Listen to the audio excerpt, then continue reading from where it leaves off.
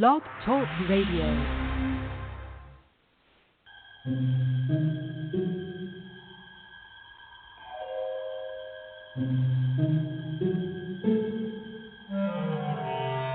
Archangels, ghosts, and Bigfoot, oh my. It's just another night for Supernatural Girls. Real stories, real answers to life's biggest supernatural mysteries. And now for another exciting interview with paranormal experts from this world and others. Here's your host, paranormal researcher Patricia Baker, on the one, the only, Supernatural Girls.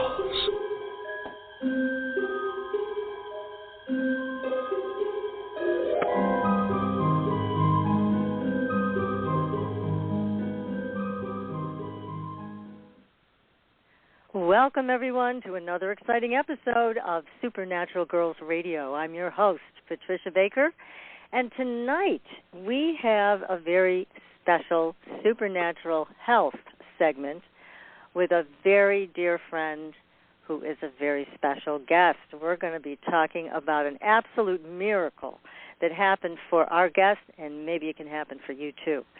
So before we introduce our wonderful guest tonight and our topic, PK, how are you doing? I am doing absolutely wonderful. Yay. Looks like we might get rain here. Get all excited. It's going to rain. Hooray. Yeah, really, out in the desert. Rain is welcome. Yeah, good for you. Sure. Yes, get spoiled. But it's been delightful today. A little cool this morning, which almost made you feel like you could take a deep breath again. Oh, good thing, huh? It's all the first day of the autumn equinox. And yes, the equinox, here we are. Isn't that exciting? I have to say, though, it still feels like time is moving way too fast. That it is, my dear, that it is. Because we're rebalancing our relationships to friends and to loved ones, and we're making a different way of handling things right now. The days are going to grow shorter, but there's going to be gratitude that goes along with it to give us a chance to really regroup and figure out what we're going to do. It's still, we have to remember that this is still a 5 month of ending and changes and all kinds of great stuff taking place. But with the retrograde stepping into it, it's kind of like dragging this big bag behind us. We want to make sure it works. But the retrograde, there's nothing we can do about it except do not sign anything unless you absolutely have to. Don't buy or sell things because they won't last. There's something will go wrong. And if you're even thinking, somebody says, oh, I'm going to get a new car. I said, you can't. Well, why not? Because it's electronics. Everything deals with electronics is under suspect right now because it's going to be really hard to get it all pulled together. The retrograde isn't going to let anything move really well. So we're going to have to kind of ride the waves and pray to God that we get through this without stumbling too much with some of the things that are ongoing. Ideas of making change, that's top of the heap when we're looking at things right now. But when we're taking a look at that, we have to remember, take a deep breath, slow and easy, because the retrograde takes no prisoners. Anything to do with your electronics, signing, don't purchase anything new, it won't last. You're going to have a lot of issues to take a look at. So instead, breathe deep, put your feet up, and just watch it go by, and it's pretty soon it'll be over with. And then we can go out and play. And it'll be better. Got to be better. When's it over, PK? Retrograde is going to be over around the 18th of October, but we still have a shadow period that follows it. So it may be over around 17th, 18th, but you still have about 5 to 8 days of the shadow period. That seems like a long time. So put your feet up, please, and just sit back and take a ride. Pay attention to what's going on, because it's all in a month of major changes, which doesn't help, because the changes that are coming up are not necessarily the ones that we want. Oh, boy. Just have to pay our ticket and punch it out and pray that we get through it without anybody getting into accidents, because the 5 tends to be very accident-prone. Mm-hmm. So take a look at what's going on around you. You'll notice that there's more vehicle fender benders and things like that. And even yourself, I was going from my office into the house, club feet here, stumble on the stepway and things like that. So it's just getting us regardless of which way we're going. But make it a list of things to be grateful for, a list of things to strengthen your psyche, and make personal adjustments. If we do that, we've got it made. Okay. Well, it's good advice. Thank you, as usual. So I also wanted to mention to everybody, be sure to go to our Facebook page, like and follow. We've got some great stories there, a lot of UFO sightings, and I also have posted a lot of new health articles on supernatural health. One about dreaming, especially interesting because it says it absolutely is essential for your brain health. So take a look at that article and make sure that you follow us on Supernatural Health as well. Lots of new technology coming out. We're going to be posting about that so you can keep up with all the latest and greatest. So tonight, as I mentioned, we have a terrific guest. Jane Grecsek is with us. And Jane, as I mentioned, is a dear friend. And she's a Scleroderma sister, is what we call each other. As you guys know in the audience, I have Scleroderma. I was diagnosed probably about 13 years ago. And Jane was also, unfortunately, sharing that diagnosis. And she had a miracle happen. But let me tell you a little bit about Jane. She is a very successful commercial photographer and nationally recognized cause marketing expert. Her expertise spans 2 decades and began in the publishing arena when she founded Princeton Scientific Publishers. And that's a company that produces newsletters, journals, and seminars on reducing and replacing animals in toxicity studies. Now, this pioneering work led to major changes in the role and treatment of animals in testing today. Now, I know all of us in the audience, and we all love animals, so we're very grateful to Jane for that effort that she's made. And she's done many, many more things. She has very high-profile clients in her commercial photography business, and she's just overall a miracle worker. So, Jane, welcome to the show. What a lovely introduction that was. Thank you so much. And I want you to know, PK, that I wrote everything down that you said. Well, I write it down too, because I don't read it, I don't remember it. My goodness, maybe that explains a lot of things, you know, why sometimes things don't go right. Definitely. It I'm does. very anxious to hear about you this evening because Patricia has had nothing but great things to say about you. Well, she's lovely, and we certainly have things in common, and I just got lucky. She just appeared out of absolutely nowhere. And, you know, sometimes when you think, all right, you know, what's the next step? Where are you going to go? How are you going to do it? You don't go anywhere, and then every single time you get that far down, you get help. Isn't that the That's truth? true. Which is wonderful. Every single time. And it takes you down. It could take you down emotionally and physically, you know, because you want to do it, and you can't figure out, and then you suffer for the effort that you're doing. And then, you know, you have to learn to let it go a little bit and then just let things in. And it's happened to me so many times, but Patricia probably is right now the biggest gift because of her breadth and who she is and who she reaches. And I think that's where we are right now with this disease. Well, and let me tell people a little bit about this disease, too, because it is potentially deadly.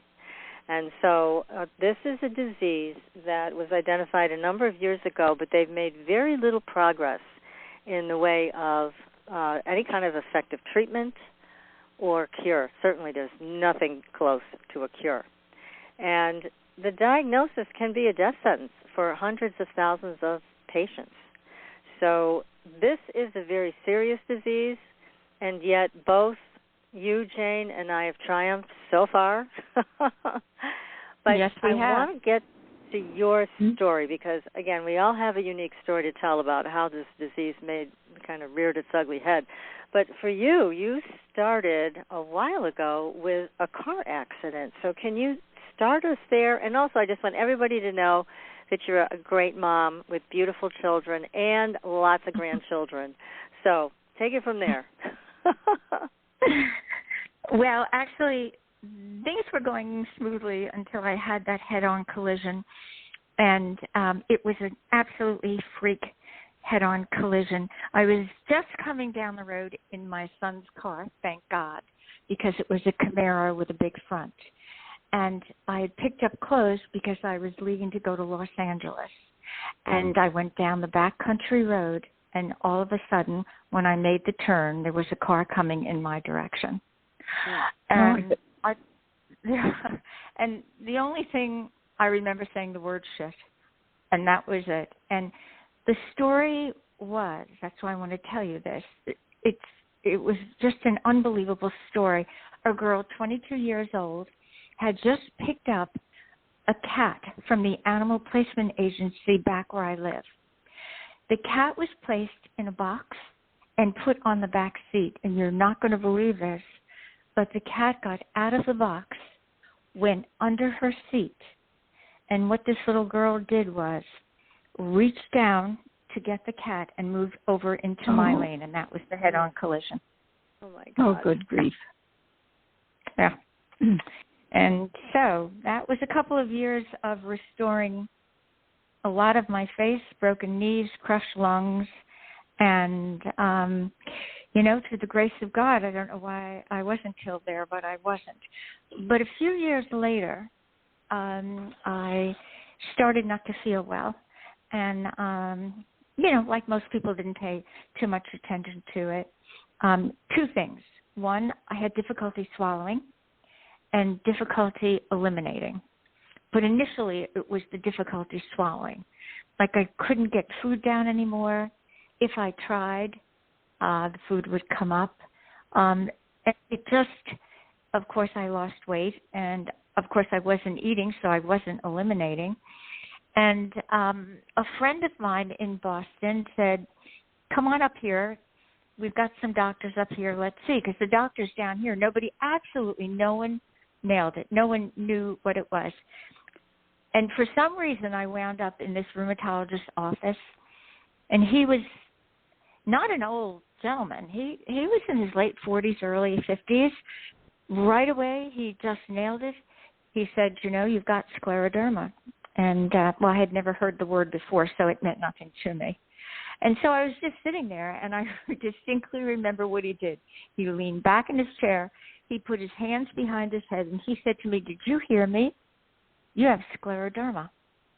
And, he was more upset than I was because I didn't know anything about it. So I get back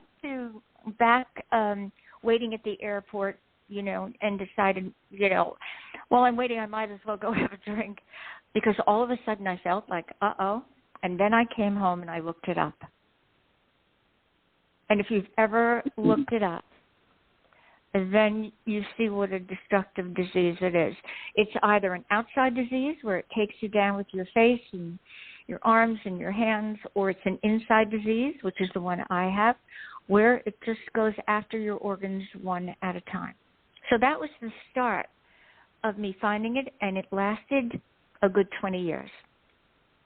A good 20 years of just dealing with it, learning not to eat, being deathly sick, and understanding the route that I was taking. But I had been seeing a gastroenterologist here in Princeton, and when she finally saw the decline at the end, and I really was at the end, she said, there's a drug in the UK. Why don't you take it and try it? And so that was the start of prucalopride, which I did get from the United Kingdom. Couldn't get it here. She wrote the prescription, and she took a chance because she wasn't supposed to do that, and I got it filled over there. So it was 40 pills, $500 a month. And I come from a very big family of 14 grandchildren, and so while it seems easy to get $500 a month, it isn't so easy. So I just credit carded, and I took it for a year. Nothing happened.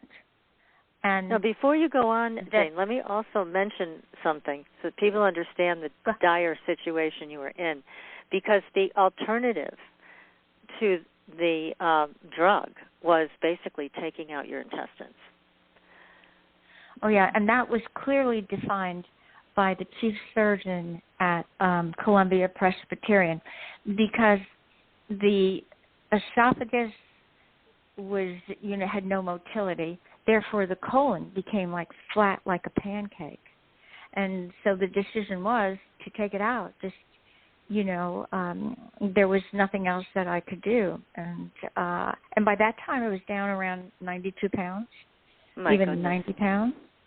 And then... Yeah, so then this was the next alternative. But your doctor was very forward-thinking to give you this choice. There's a lot of traditional rheumatologists that would not have known about this medication, and so they wouldn't have been able to even think of offering it to you. Plus, there's a lot of doctors that wouldn't have offered it because it wasn't available in the United States, and this is a drug that's basically generally prescribed for idiopathic constipation, and so this would be an off-label use. Even though doctors are allowed to do that, there are many doctors who are hesitant to offer that kind of thing. So you're very blessed that you had a doctor that was willing to do this with you. Well, I think we became very close. There was no doubt about that. She was my everyday, and I'm so lucky because she mentioned to me, I have 2 other patients who've taken it, and very discreet. I didn't ask who they were. Of course, she would never tell me. And so I ordered it, and I didn't read the label. I didn't want to know if I took it. What were the precautions? I didn't. That's how sick I was. Most people read the label. Oh my God, I could get this or that, or maybe whatever. Nope, I swallowed it. Took it. Swallowed it. and just hung on there. But the thing is, for the year that I took it, I didn't get worse.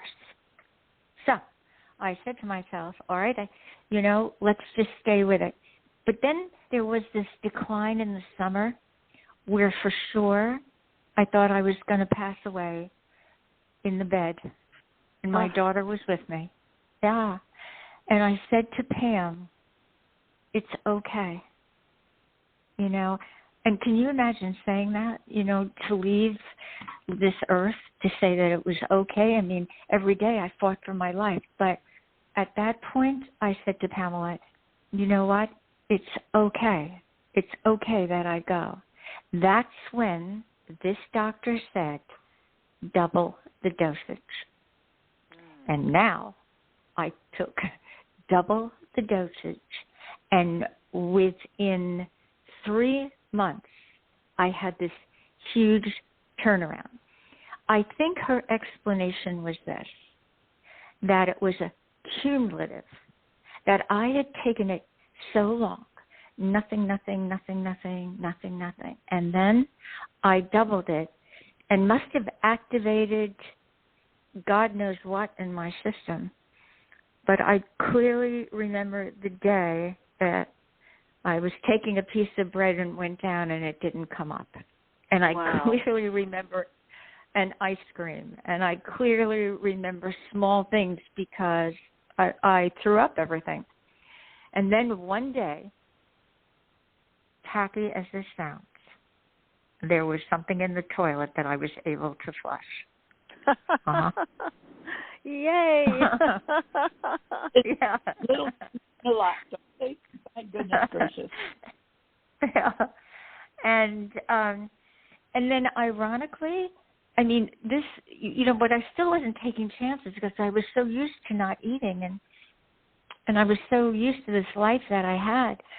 But pretty soon I was eating steak and I was getting things down, and even my recovery, I mean, I look better. I quickly started 113 pounds, 117 pounds. And then I got this bright idea. I stopped taking it because I thought, oh, my God, what happened? I'm okay, and I don't know what made me stop taking it. And I never told her I stopped taking it until I saw her like 2 months later.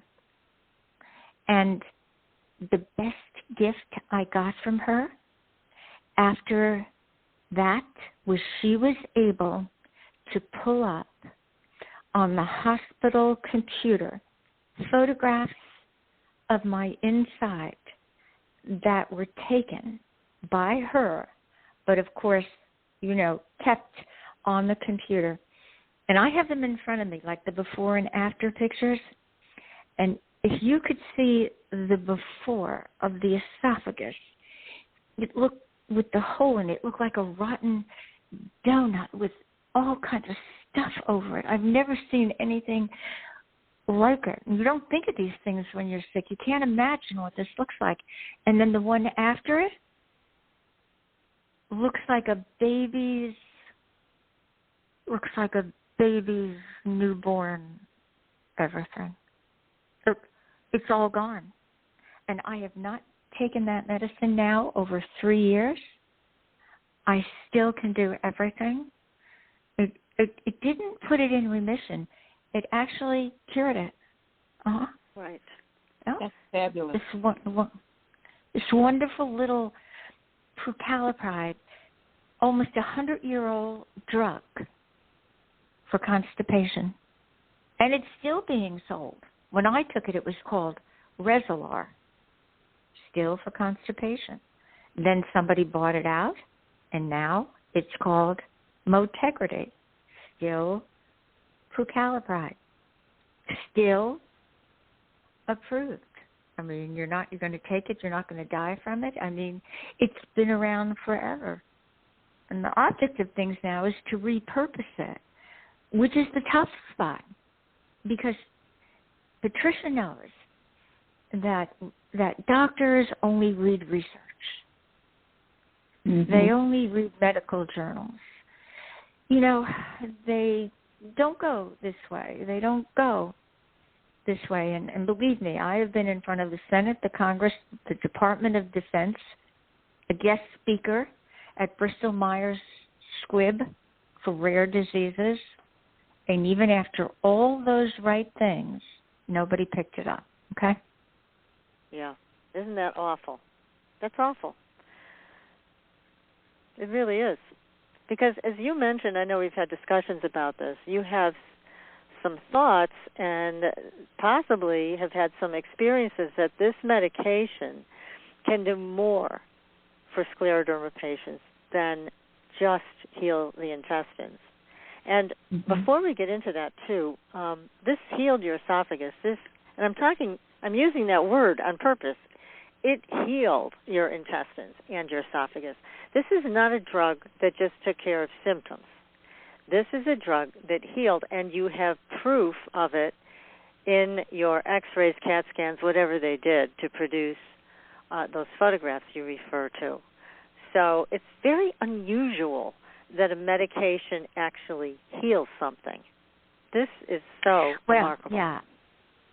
Yeah, and I've gotten this far because I have 2 Harvard people actually in my neighborhood who knew what I was going through and then lent me their expertise. She's in pharmaceutical. He's just a brilliant guy. And took me on this journey. And remember, PK, I just said when you don't know what you're going to do next, something comes up. Well, through the grace of God, they knew how to look for research around the world. And they found studies in Bologna, Italy. Most of them were done in Italy.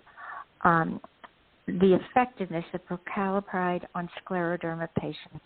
And there were studies that proved that the drug helped people with scleroderma. Their theory is this, because of the success that I've had, that this drug can do more for autoimmune diseases than take away the symptoms. And I believe them because I feel like I've been rebuilt, which is why I keep going, you know, and my kids are always, Mom, come on, just be grateful. Well, I can't be grateful and not keep going, because if I die, who's going to know this? Right. Good point. Good point. Yep. Yeah, because that's how I found out about it, is by watching your interview when you did a video interview on YouTube and you discussed all of what happened. And I was so excited by what you shared that I went out and got the medication and tried it and found it was amazing. It was absolutely amazing. Now, there are potential side effects, as there are with any medication. However, I have not had any side effects. And again, what people need to understand is this. What scleroderma does that's so dangerous is it creates fibrosis, which is scar tissue. So what that does is it inhibits your circulation in your hands and your feet, in your face, and also in your organs. So what you were experiencing, Jane, was all of that fibrosis buildup in your intestines, your esophagus, so nothing could move. Because as everybody knows who's ever had a scar, you can imagine if you had those scars throughout your whole body, what that would feel like. They used to say this is a disease that turns you into stone.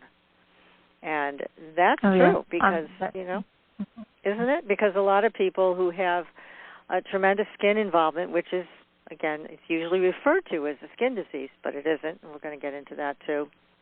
It just hardens everything, hardens your skin on your arms, your hands, your face. It's very disfiguring. It's exhausting because it doesn't allow your system to flow. So it's just like you're one big scar tissue mess. And it's very serious. A lot of people have it in their lungs, and they get pulmonary fibrosis and other things as a result. In fact, I had a friend who passed away from the disease a couple of years ago. She was a wonderful nurse, very much on the leading edge, and she was doing well. She had gotten married, and I was so excited for her, but then she tried a therapy that basically brought on this disease with a vengeance, and it took her life in a very short period of time. The other thing I want to mention about scleroderma is that people of color who have more collagen in their skin naturally tend to die faster from this disease. Oh, that's very true. Yes, and that's the other thing, yes, and so it's important to know that. In fact, it was Queen Latifah's mother just passed away recently, I believe, from the disease. And I had, she was very kind. I had contacted her a while ago because over the course of my life, I've worked with celebrities who are so gracious. I mean, who give you whatever you have had great success with them back in cause-related things, you know, everything, every campaign I've done, they've always stepped up, the kindest people in the world. And then I found out that her mom had scleroderma.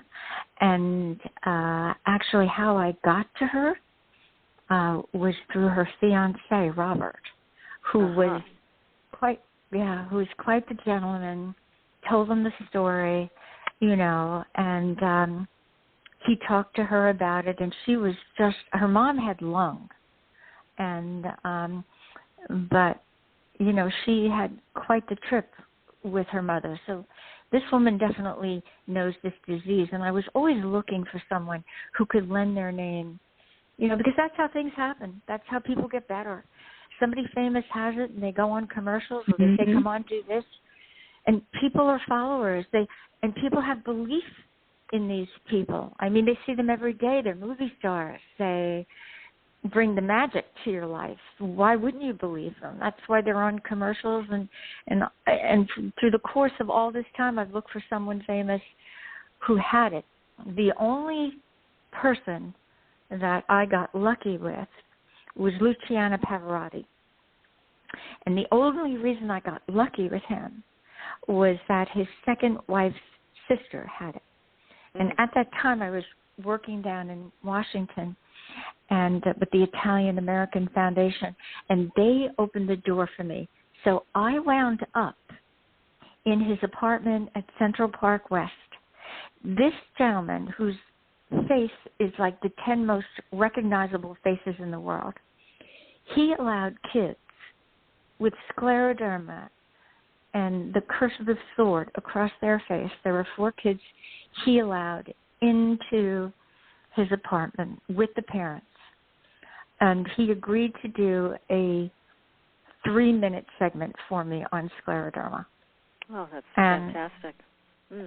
Yeah, and I still have the tape, but after he did it, there wasn't too much help in getting it out there. And so the tape still sits down there. It's never been, put to use. And I still have it. Is that amazing? So you go through these different things thinking, okay, you can step it up a little bit. But I'll just have to tell you something really cute about him. It took 13 clips to get the word scleroderma right. It's not the easiest thing to say. No. Well, and then finally he said to me, Jane, she's got another name? I said, nope. Cute. Nope. Well, and here's the other thing that I do want to bring to everybody's attention here, because I know there are people in the audience, in our audience, that may have an autoimmune condition, and it may not be scleroderma. It could be something else, but the same principles apply, because for the most part, people with autoimmune conditions, or what's known, or what they label autoimmune conditions, have a hard time getting a diagnosis. And scleroderma is known as a rare disease. However, I have trouble believing that, because I think a lot of people are just either misdiagnosed or not diagnosed. Good girl. Absolutely. Many of the patients we know, Jane, they take 4 or 5 years before they actually get a diagnosis, because, again, doctors aren't recognizing the signs. And so they're not diagnosing it properly. I know when I went to get a diagnosis, I walked in the door of my rheumatologist and I said, I have scleroderma. And he said, no, you don't. I said, yes, I do. We argued for 5 years about it.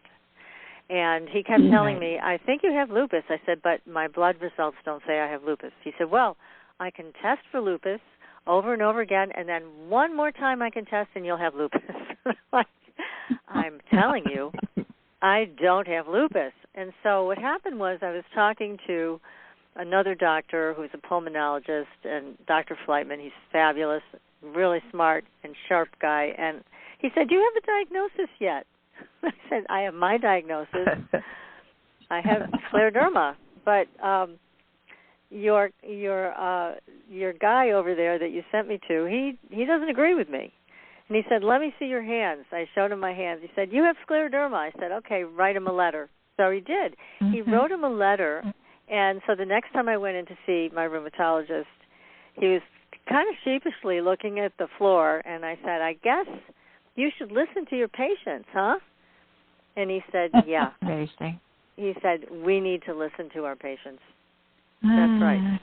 But this happens to so many people. I was lucky that I knew what I had, and I also knew there really wasn't any good treatment for it, so it didn't really matter. However, so many people don't know how to advocate for themselves. So many people aren't lucky, like you, Jane, and blessed to get with the right people, the best in the business, who also know how to be compassionate and help to move this along. And I'm sure both of us could tell stories, that are kind of horror stories about not getting the right kind of treatment. So people with these autoimmune conditions, I always suggest go to Facebook, because talking to other patients, you will get your best information. And certainly, Jane, I got some of my best information from you. So that's what I want to make sure everybody understands. The doctors don't have all the answers, but I can tell you that people on the Facebook groups for these autoimmune conditions are wonderful. Everybody likes to help everybody out. And I have seen and read lots of new things on these forums that I haven't seen anywhere else, and I certainly didn't hear about it from any MDs. So I want to make sure everybody knows you can go there and really feel welcomed and you can learn a lot about what you can do for yourself. One of the things is that until I met you, Patricia, I was never aware that it even existed. So you taught me about other issues that are out there. And I think there's a lot of people that don't have any concept of what it is. So this show tonight is going to be giving information. I hope so, because I'm sure that there are undiagnosed people out there that have some of these symptoms, possibly at the beginning of the disease. And certainly you want to try to get with the right team of professionals to help you. But you need to lead your team. That's my best advice for that. Well, you need to be the one in charge, not them. When I did those videos, when I did those 3 videos, oh my God, I was like shocked. I got calls from India, Taiwan, Australia, France, Japan. I was dumbfounded that people were calling, and of course many people from the States, but the reach of, you don't sit here and think, oh my God, people in Taiwan have this. Right. I mean, the people in Taiwan, she was like I couldn't sleep with these phone calls because the woman in Taiwan is like, my husband has big business. We write you big check. He's got big business. We write you big check. You get us the medicine. And it was one call after another pleading, can you get us the medicine? And can you get us the medicine? And here, I'm here, and they're in Australia and India. Could you imagine? And so that makes me think, this is a sleeper. This disease is a sleeper.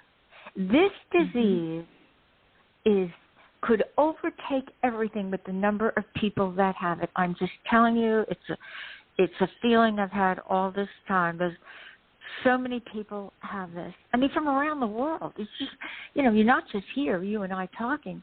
I mean, people are suffering all over the world. That says something. It does. And also, there's very curious numbers game that they play with this disease. Because 30 years ago, there were 300,000 people with scleroderma. Today, in 2021, there are 300,000 people with scleroderma. Seriously? Correct. That's wrong. There is no way that there are 300,000 people with scleroderma today and 300,000 people many years ago. That's not how this works. And I've heard of many more aggressive cases where people are dying within a year after diagnosis. Absolutely. And the other thing I'm hearing that's very troubling is children. More children than ever are being diagnosed with scleroderma. That's heartbreaking. So there's a lot of mystery around how they're handling this disease in the health arena. I'm very concerned about the lack of really good and solid information, and certainly the numbers are off. Oh, I think the numbers are way off. And there's a lot of kids who definitely have picked up this disease. And, I saw many recordings. I saved one from a father named Michael, and crying on the phone. You have to help her. She's laying on the couch. I had 2 like that. And, you listen to this, but I feel encouraged now because guess what?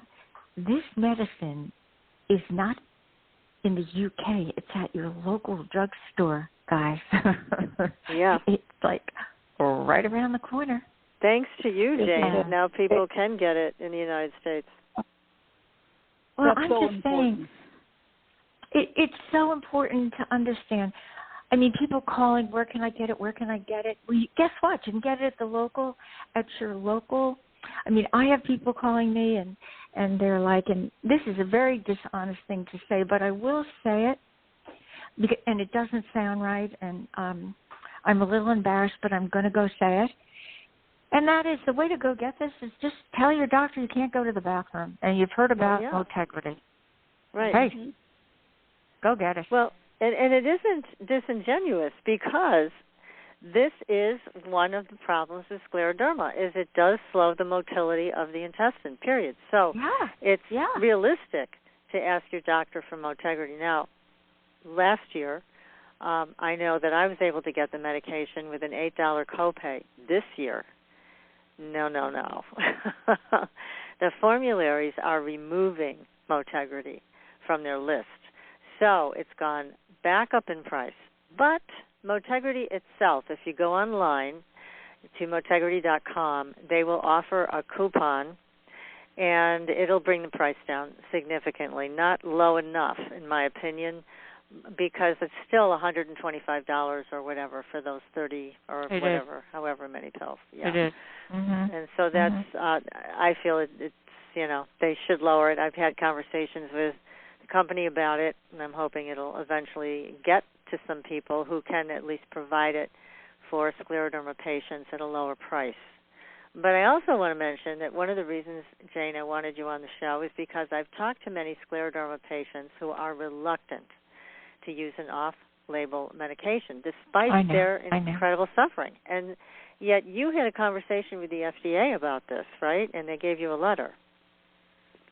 A green light, really. Yeah. Tell me about the letter. that. And this was through the Harvard people. This was through the Harvard couple. That's why I got so lucky, because they made me talk to Shire, who are the people who, have leased this out to Takeda now, and they knew people at Shire, and they got me to do the letter to the FDA. I mean, they couldn't tell you. They basically said that it works. They basically said it works, but they couldn't tell you to go get it. But they did say it was basically a green light. It was a green light. Yeah, they said that doctors should feel comfortable in telling their patients about this medication. So that is a green light. Yeah. Well, it is a green light, except it was between them and me, and who else knows about the green light? Exactly. Like no matter how many good things you do, no matter how you move it on your side, you're not getting there. I'm not getting there. You're just not getting there. You're not getting there. That's why I'm like, go to the drugstore. Just try it, for God's sakes. I mean, we're all grown up. And, you have to fight for your life. I mean, what happens when you're sick is you get used to being sick. Yes. And you get used to pain and suffering. And you know what? You just do it. Well, you don't have to do it. And if you don't do it, the alternative is that you're going to be dead as a doornail. Yes. All because you didn't try it. If it's not going to hurt you and you're not going to die with it, and it's all approved and it's been there for 100 years, for God's sake, be your own doctor. What does it take? For 30 days, for 60 days, what does it take? Just go flawless. Right.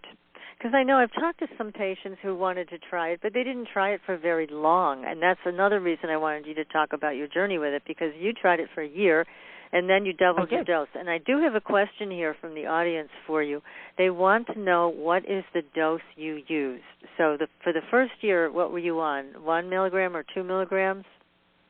2 milligrams for 1 year. Then when I doubled the dose, of course, it was 4. Mm-hmm. 4, okay.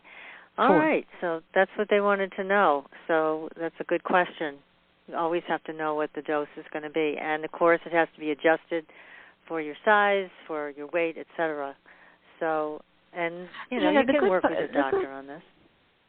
Yeah, and I don't know. It'll push people out, because what if somebody like you gets better? I mean, we can't make a change based on Jane. Jane's not enough, okay?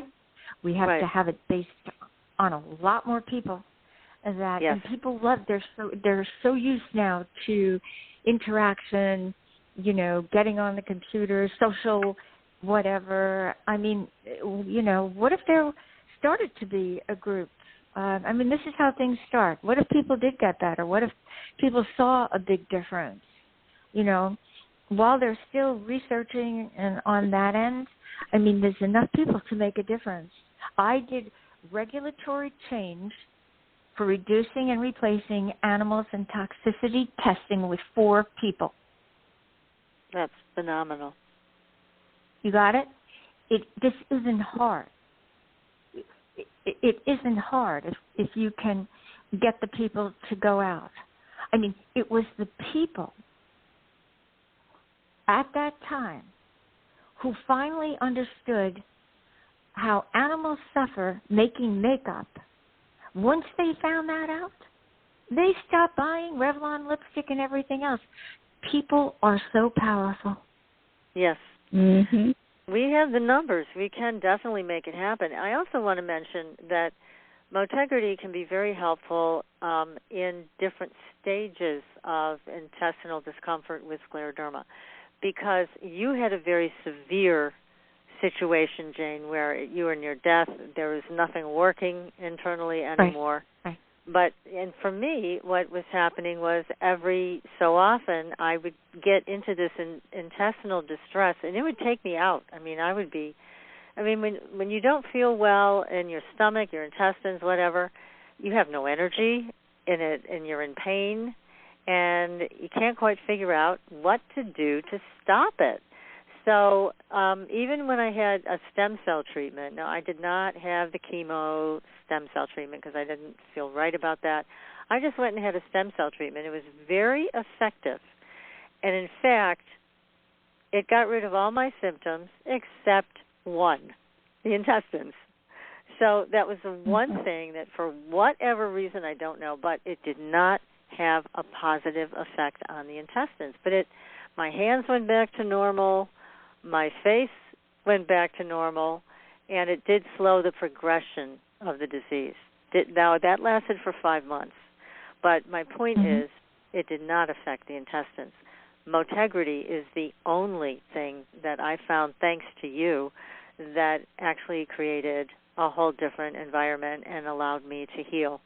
So I'm very grateful to you, Jane, because it really turned things around for me to have that medication. Well, then I think I've met from my Harvard couple who also happen to be Jewish. They gave me this thing that says, if you help one person, you've helped the world. And so, and for years I would be like, okay, come on, one person, come on, one person. And then, because you know what? If I do the one person, I can walk. Right. And look, you came along, and I think I'm on the move, man. I can walk if I can just move this. And here's the thing. Boy, if we could get a bigger voice, if we could get some kind of coverage. The cool part about this, it's not you and me, two girls who miraculously recovered and, who's going to believe them. No.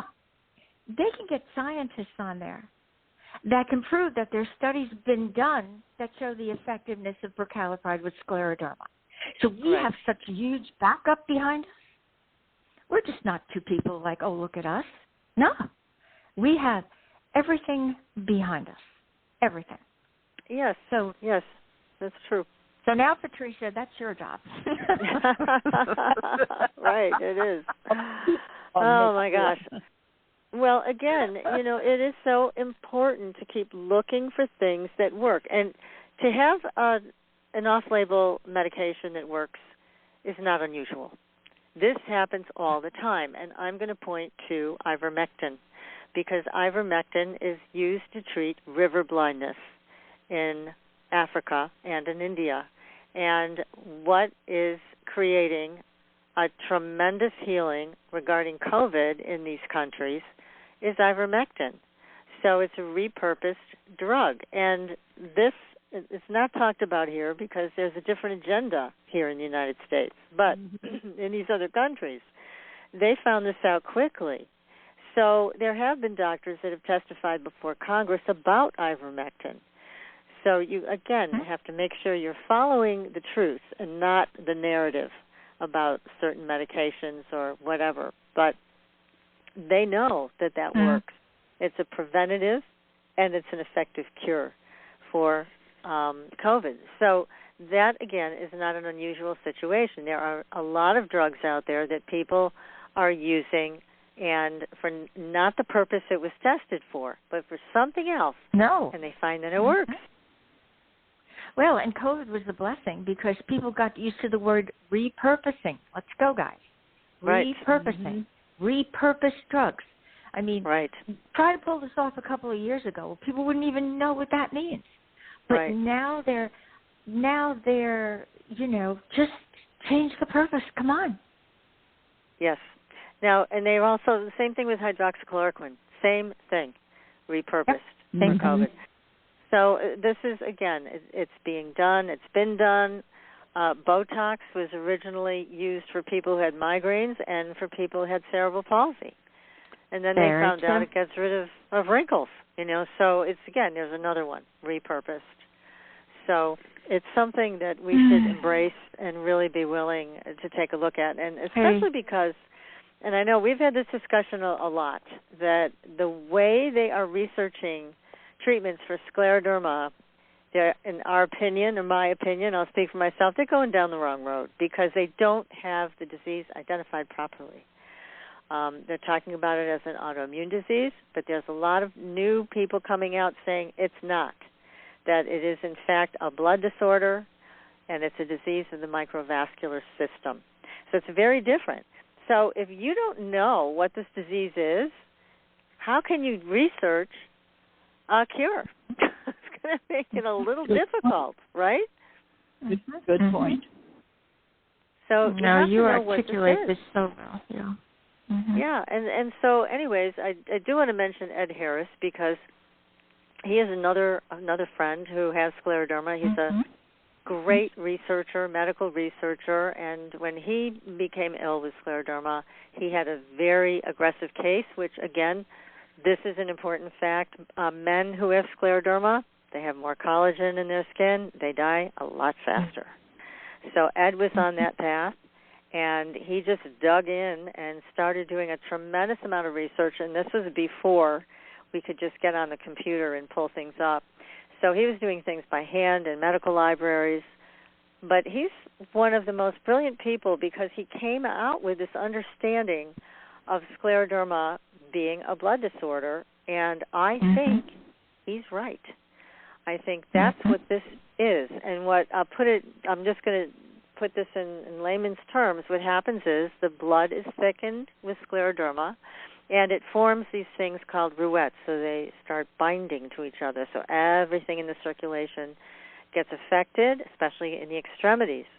And that's why scleroderma patients have so much trouble with their hands and feet because fibrosis forms where the circulation has been impaired with these ruettes, and God knows what else is going on there. But there is potentially some type of protein which is binding these blood cells together. Now, this is not the same as having thicker blood and needing to take aspirin or wine. We wish we could just take aspirin and wine and have this go away, but it doesn't affect these red blood cells. Very different thing.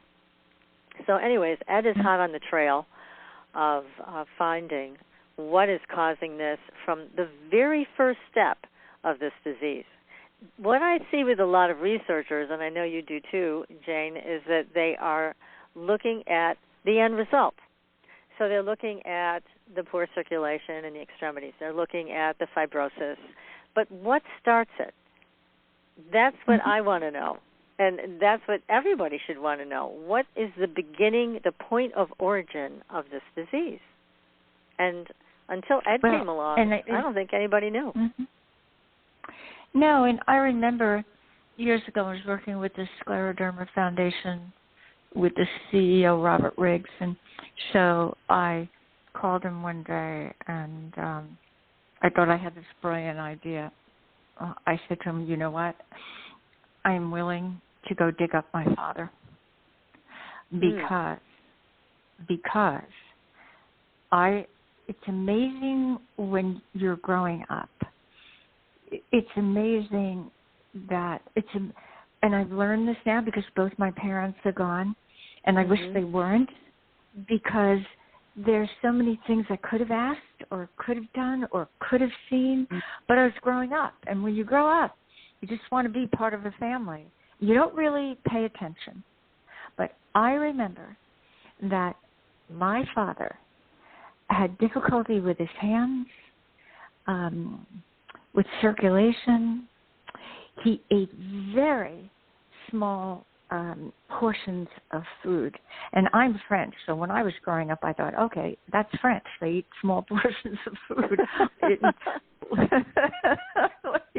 Okay, my father always, was such a gentleman, little portions. He had trouble going to the bathroom. It didn't dawn on me until later on in my life that I recognized the signs. And I said to Robert, here's the deal. You go get me one of those computer companies that runs DNAs. I'll go get my father. So now we have my father, we have me, we have my 3 kids, and we have 14 grandchildren. Right. Don't tell me that in those 4 generations, with the way they know how to run stuff, that they wouldn't find something. That's research. Right. Mm-hmm. Definitely. That's very valuable research. 4 generations, you have to trip on it somewhere. Yes, exactly. Yeah. And I'm still willing to do it. My father was a scientist himself. No education. He did patents. He was self-learned. And even when I held him and he was dying, the question he said to me was, Janie, what takes the body so long when the mind's ready to go? Wow, so what a profound question. Mm-hmm. Yeah. And so would he mind me doing this? Oh, no. He would celebrate it. And so, he would. I said to Robert, so we have to get some money to do this. We have to get this. And then he mentioned I guess there are some people out in Silicon Valley who once in a while you read these great stories in the paper how somebody in their company got sick and they ran all the stuff and they found out what it was and they were cured. That exists today. It does. In fact, 23andMe, the genetic testing company, is running a study on scleroderma right now. And they asked for people to participate that have their DNA with them now. So they are doing that, which is great, because then we'll have a wide net cast over many people who have scleroderma, and they'll be able to start identifying the genetic similarities, which would be great information to have, as you said, all of the science, and would be phenomenal, because then we could really get to the beginning of this disease and see what's causing it, and what gene is switched on or off that starts to cause this cascade of horrible symptoms, and pain and suffering doesn't even begin to describe it. It is a really horrific disease on many levels. Not that there aren't others, there are, but this one is very particularly horrible. I might go back to that because as we're chatting, I know that my daughter has some signs. I know that one of my sons, David, has some signs. I also know that Ryan, one of my grandchildren, who's 21, his hands have some signs. Now I'm back talking to it. Maybe that's another avenue to go. Maybe that's another avenue I forgot, and that maybe I can catch somebody's ear with that. At this point, I don't care where I go. I don't care what I do. I'm against the clock here, and I've been lucky enough, but I'm not stupid. I understand. I lost my sister last year on a Tuesday. I talked to her at 9:30 in the morning. She was fine. She had to go. She had stuff to do. At 2:45, they found her in her bed dead. So the realization that life does end makes you go faster or try different things. Yeah, exactly. Because I know you especially are very, very conscious person and you want to help other people. It's just part of your DNA and what you want to do. And you have, you've made a great difference in the world already. But believe me, I'm right with you. I would love to see an answer to so many questions about scleroderma and the cure. It would be wonderful. And as I'm seeing this population unfortunately grow in the scleroderma community, I really want to see this turn around. And I'm just not confident in the researchers today and the direction they're going in regarding this disease. It's almost like they just need to find a drug to get rid of the symptoms or some of the symptoms, and that'll make them happy. But here you, Jane, found a drug that actually cured one of the worst symptoms of scleroderma. So there's a big difference there. And you're highly motivated because you have it. I'm highly motivated. Same reason. Yeah. Ed Harris is highly motivated for the same reason. Yeah. And I think that's where all of us are going to make a big difference, is we're going to come up with something. We've also identified that red laser works very well to help break up those ruettes. That information originally was studied in Russia, and it's made its way to Germany, where they have a whole bunch of technology now that's being offered. It's tremendous. I mean, I'm waiting to see that. You're so good at this. Yeah, you're so investigative. And that's why we talk to each other, a couple of times a week, and you always have something that, that you found. But not everybody's like you, Patricia. You're like a wealth of information, and people don't know how to collect information. This life is not easy. And aside from not feeling good, every day and having to deal, then you have to be investigative.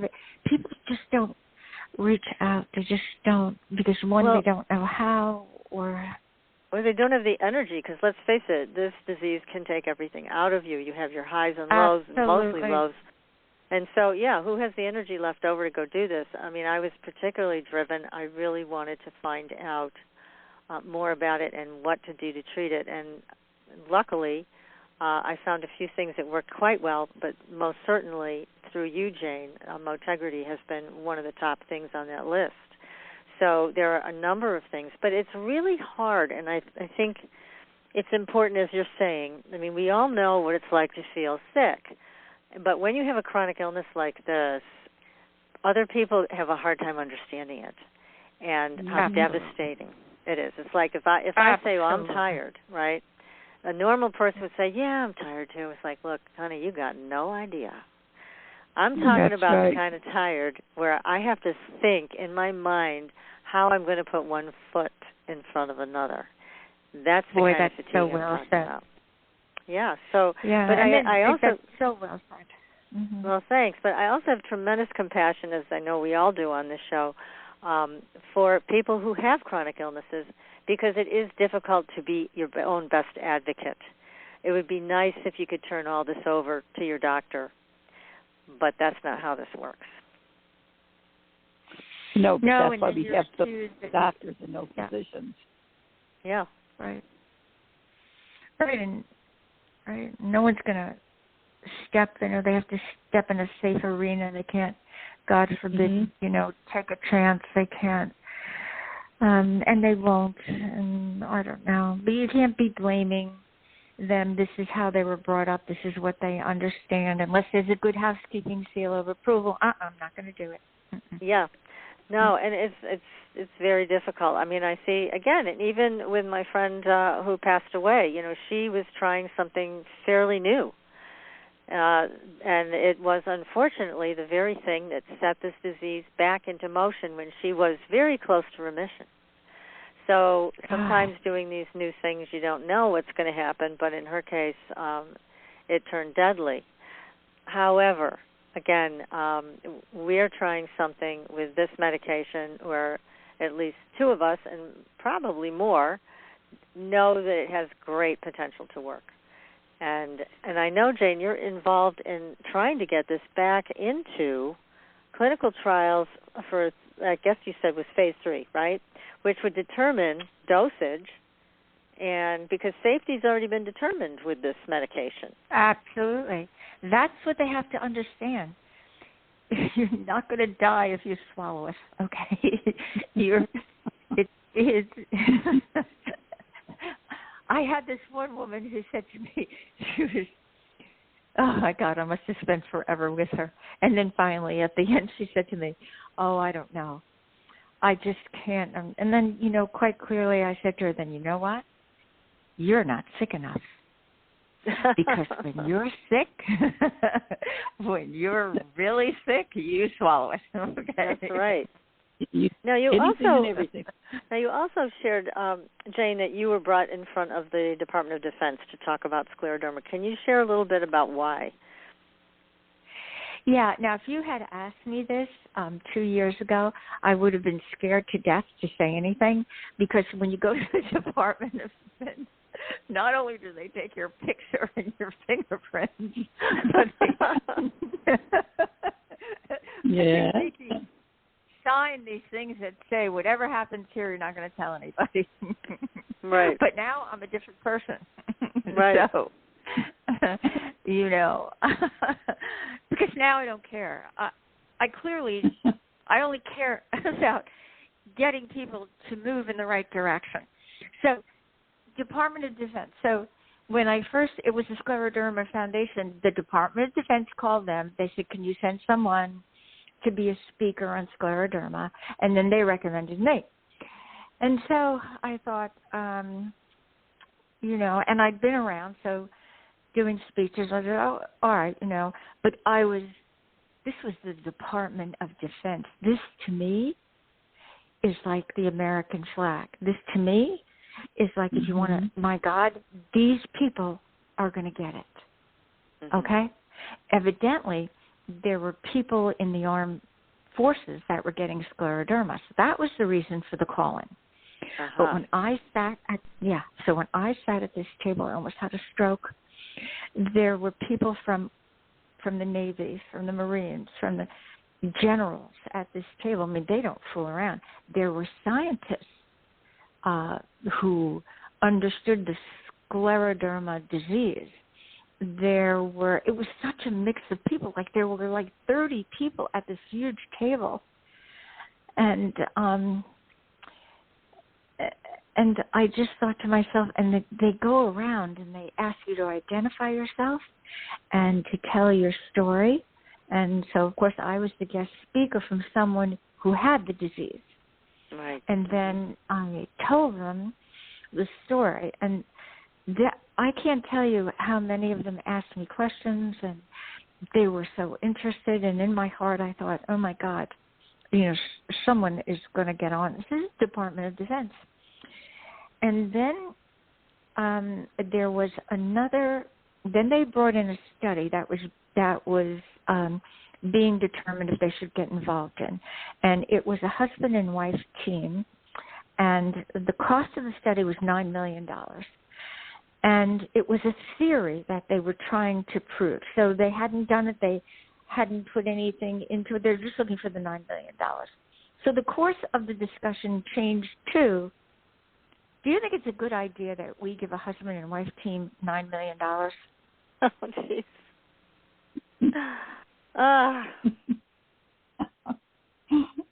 Wow. Now, incredible. Could you imagine?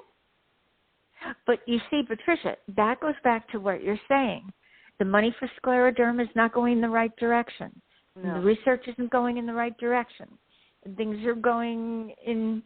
Look, researchers I love. Listen, my husband is a scientist and has a great science background. My son Jerry, he works for Pfizer. I mean, look what they've done. So I love researchers. I love everybody who's trying. But when you come across something like that, with me sitting in the room telling you, this is the backup, this is what happened, there are studies out there, I got better, and I lost. No matter which way I turn, I lose. That's why I don't care anymore which way I go, because I'm not going to lose. I'm not going to lose. I am telling you, it will happen. It's at times like this that you get discouraged and you back off. You can't. Because you never know how close you are. Good point. Yes. Mm-hmm. Yes, and you've really put yourself out there, Jane, to talk about the disease, to network with people, to give them an opportunity to pick up on the Motegrity, and do the phase 3 trials, get it approved for this, and let everybody feel a new level of comfort. So, it's just great what you're doing, and there are a few other things, very, very few other things that I know they're researching. One of them is UVA-1 light. UVA-1 light does help. It is not a cure. However, it does manage the disease, and it's a simple treatment where you stand in front of a light panel for 2 or 3 times a week. And it can be covered by insurance, which is great for scleroderma patients because usually patients like us end up exhausting all their finances and cannot work. So it's nice to know that something's covered by insurance.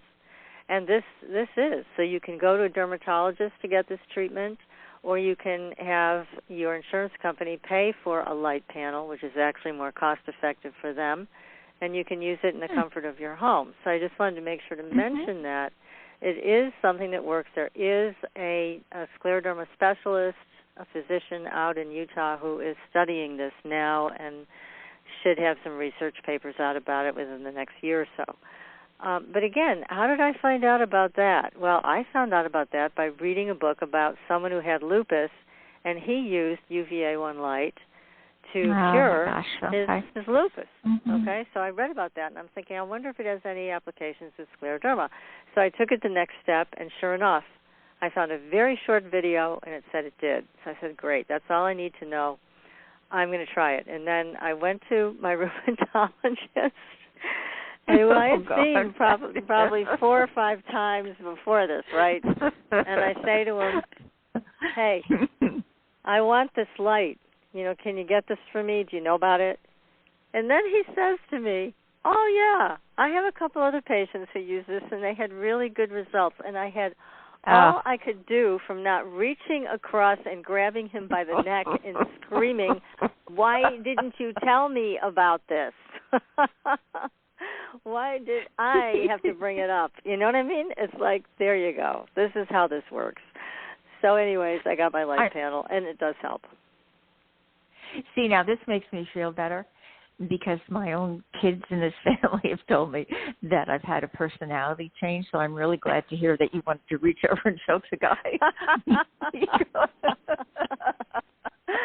Yes, you're in good company here. But, that's my whole point. It's like he had all this information on this light, never brought it up. So it's like you've got to be your own advocate. You've got to do your own research. Or if you have somebody a friend or a family member who can do this for you when you're not feeling well, just commission the job out to them and see what they can find. Because there is a lot on the Internet that you can discover, and in book form, like I did with this lupus book. So there are a few things out there, like the red laser, that can help. But so far, no cure.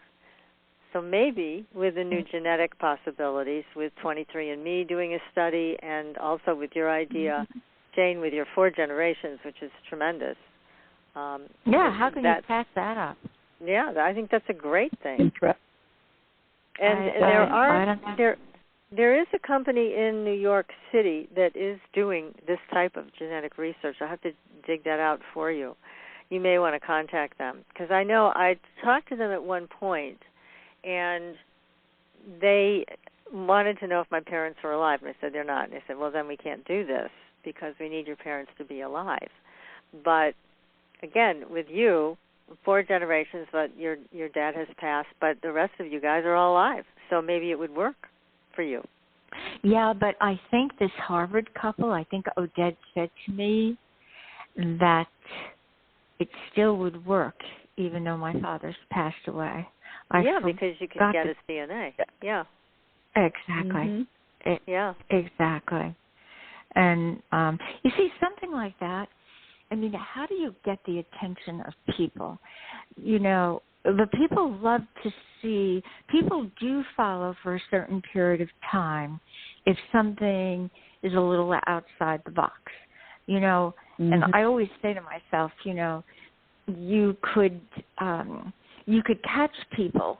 I mean, you know, it's not a great thing to go to a cemetery and, you know, get your dad, you know, but really, but guess what? You know, I'm sure some media would pick it up, and there's this woman who's going to do this and test this, and you'd get a following of people. Well, how are they doing? Well, what's it look like? Or how are they testing? People do hold on for a little bit, but it has to be sometimes outrageous or sometimes just not the regular, you know, because people flip through things so quickly now because of all the social media access. They don't stay on anything too long. Well, and not only that, but it's all about what's in it for me. If they don't have scleroderma, it's of no interest. But here's the kicker. Okay. Here is the absolute kicker with scleroderma. Scleroderma and COVID are very, very close. Mm-hmm. Without a doubt. Think about it. I mean, we've got problems with thickened blood clots, scleroderma, lung fibrosis, scleroderma. Well, you can substitute COVID there. And actually, Ed Harris is writing a paper about this now, about the similarities that are so striking between scleroderma and COVID. COVID is like scleroderma on steroids. It moves it a lot quicker, but the symptoms are very, very much the same.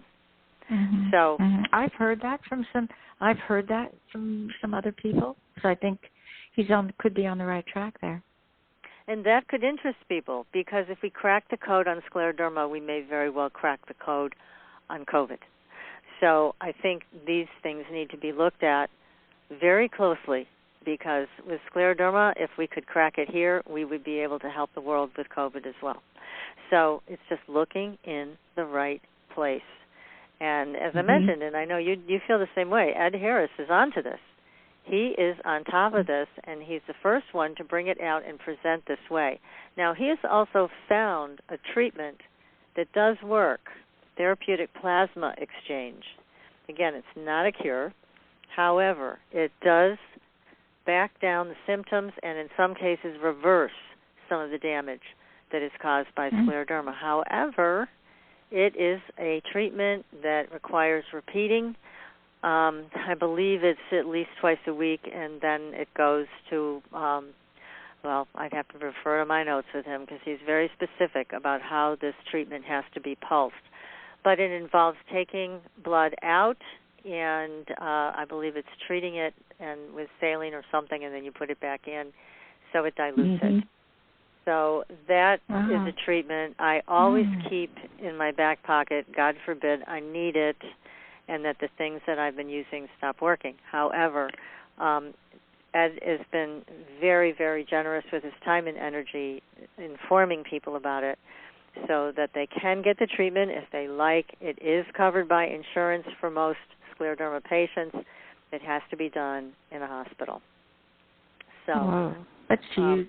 That's huge. Yeah. So there's things out here, but where they're coming from is they're coming from very motivated patients like you and me and Ed. So at least it's good to know that it's there if you want to take that path. I did not want to take that path. It required putting a port in. I didn't want to live that way with that. So that just didn't agree with me.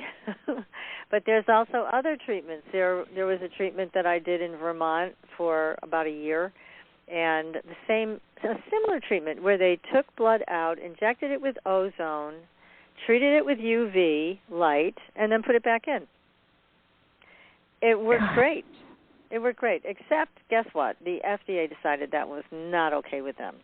So they came down like the Gestapo on this doctor who was offering it and told her she couldn't offer the treatment anymore, which was a shame because it was working very well for me. It was working very well for other patients who were there for Lyme disease, and they were getting great results with this treatment because it was cleaning up the bloodstream. Of course. Making it healthy again. So, again, there's other things out there. I don't want to be discouraging. I want to be encouraging, as I know you do, that there are things that we will continue to find that will work, and we'll keep presenting them to people who want to try them when they're available. But this was an unfortunate thing with the FDA coming down on this particular treatment when it worked. It worked very well, but we've heard this before, right? They've got the power. They do. Mm-hmm. They've got the power. You know, sometimes I think I say to Odette, sometimes I think I should just sit back and sell it as a fountain of youth, because I think, number one, we get a lot more people to swallow it, because, I mean, what happened to me, I mean, I have pictures that I don't even want to look at myself. All my hair, every bit of my hair fell out at the end when I was deathly sick. Oh, my cheeks sunken in, my black eyes. My God, I was like, my God, Jane. And, you know, and of course it didn't matter, so everything was gone and whatever. And, you know, I'm so grateful to God. I mean, all my hair is grown back. I've never looked better. My insides are working. You know, maybe it is a fountain of youth. I don't know what this thing did. It just didn't take away symptoms. It cured me and restored, you know, myself. I mean, I don't know. Accident, miracle, something happened, Tony. I have a question also from the audience for you. They wanted to know when you were having trouble eating, drinking, etc., how did you stay alive? I mean, what period of time were you not eating food? They want to know. Let's try 20 years. Let's try. But how did you get nutrition? I mean, that's a long time to be fasting. Yeah, well, you know what? I understand now how people survive in these countries where there's no food, and in Africa and out in these deserts, and they're rail thin and they live to be 80, 90. I don't know what happens, but what I've learned is that my body could work on a minimum. I think, you know, your body gets used to not eating. You get, you know, I mean, there was a point that when I swallowed water, if you can believe it, I would throw up. I couldn't keep it. Water. Yeah. Just think of that. You know, but I just kept going, minimal eating, you know, and because, you know, I didn't say anything, and all my kids sat at these tables, and because I never, listen, if I had to feel it coming up, I just gracefully got up and got lost in the house and threw up and whatever. But this was never a topic of conversation in my house. I had kids that if I didn't say anything, I watched them, they didn't believe anything was wrong. And I just kept going along like that. And I think your body gets very used to minimal amounts of anything, amounts of anything. And then it becomes a habit. I mean, think of all the people that you see on newscasts that are rail thin and sunken in. And you say to yourself, oh, my God, but guess what? They don't die. They keep on living in that misery of whatever, you know, you're dealt with. You just, I don't know. Gosh, that's amazing. I look amazing. at it now. Yeah, I mean, you must look back and go, how did I survive that? Did you ever have to go for hydration IVs or anything like that? Oh, I had transfusions, one after the other, after the other, after the other. Wow. You know, I would lay on the hospital floor one time. My blood count was 2. Yeah. And I couldn't even stand up, and I was laying on the floor. I was laying on the floor at Princeton Hospital. On the floor. I couldn't even, they had to come and get me. I've had so many times where I've been so close, and I've gotten help, and, you know, and my body's responded. You know, I'm here for something. I don't know what it is. You know, maybe it isn't as grand as this. Maybe I'm here just to see all these 14 grandchildren, and maybe that's it. Do you know what I'm saying? Yeah. Maybe sometimes I have to drop that I'm here for a reason and take the pressure off myself. Because I'm getting nowhere here. No, you've made tremendous progress. You're kidding, and you have a beautiful head of hair. Oh, well, I'm grateful for that too. I'm just, like I said, everything. What could have, was it the medicine? Was it a miracle? Was it no? But I'm telling you, and I'm such a believer in God. Maybe it was both. Who knows? Maybe it was good timing. I don't know. But I swallowed something and got better. You sure did. So I didn't pray. I didn't pray to a saint, although I do. But I didn't pray to anyone to make me better. It wasn't a miracle handed down, although I'll never know that for sure. But I swallowed something and got better. That makes me go in that direction. Of course. It's good sense. Yeah. And how many other people can be helped by your experience? I mean, there's hundreds of thousands of patients who suffer with this disease, probably a lot more than that. And so hearing your story, hearing that you've done so well, that you came back from death's door, literally, I know. To spread the word about this. I mean, people need to pay attention and also get behind this so that we can get those trials done. People can feel comfortable with this. But, I mean, look, I wouldn't wait for the trials, and I didn't. I'm just like that. Yeah. I'm like, you got something that works, just give me it, I'll take it. So that's it, man. It's just we need T-shirts that say just swallow it, for God. Just swallow. But something just dawned on me. I mean, even out of this conversation, maybe there are some people who heard that it's at the local drugstore, just say you can't go to the bathroom. Maybe there's some people that will react to that. But maybe some people should go to a rheumatologist if you're not feeling well and go ask the question, do I have it? Yeah. Yeah, can I get this? Maybe. Can you write me a script for this? Sure. Yeah. What? Why not? Do I have scleroderma? They're the ones who will tell you. Your internist, your general practitioner, God love them.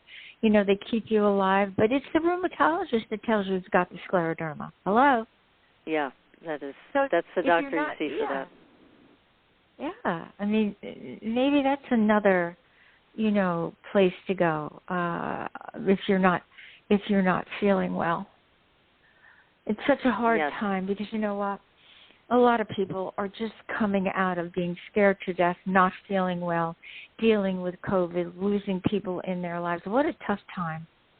It is. What a tough time for us to try to help scleroderma patients because people are so under the weather or, God. Ugh. Well, we're doing our best. That's for sure. We're doing our best to help the patients, and you've had a miraculous recovery from paralyzed and fibrotic intestines and an esophagus. That is incredible. And it's something that we have to move forward with. So thank you so much for coming on the show tonight. This has been just wonderful to spend the evening with you. A pleasure. I know, PK, I'm sure you're over there enjoying it too and learning a lot at the same time. Yeah. And as much as I've learned from you, there's so much more that I learned tonight. Yes. Well, I learned. This was an absolute comfortable. Patricia, you and I have been back and forth a million times. You got better.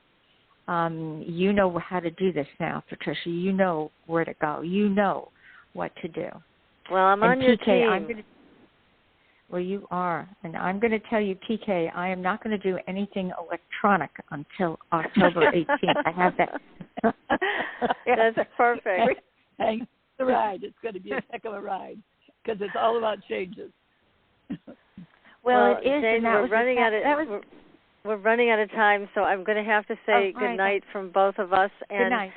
Next week, everybody, we will be back with another show. We have Mark Anthony coming back.